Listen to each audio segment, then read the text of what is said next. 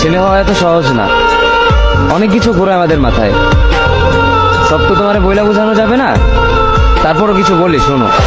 আমরা ছেলেরা বউর সামনে মার সাথে ভালো করে কথা বললে মার আঁচলে থাকা সন্তান, আবার মার সামনে বউর সাথে ভালো করে কথা বললে বউর গোলাম।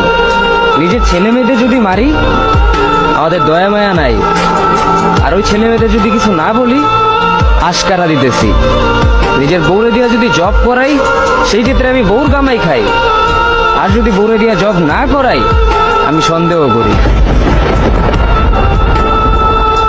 সারাদিন ঘরের বাইরে থাকলে আমরা ভাদাইম্মা, আর যদি ঘরের ভিতরে থাকি তাহলে বেকার, কাজ কাম নাই। আর এই তোমাদের মেয়েদের গায়ে যদি আমরা ভুলেও টাচ করি না আমরা নির্যাতক, আর যদি তোমরা মেয়েরা আমাদের গায়ে হাত তুলো আমরা কাপুরুষ। আর একটা ছেলে কি বা করে পুরো লাইফে নিজের জন্য?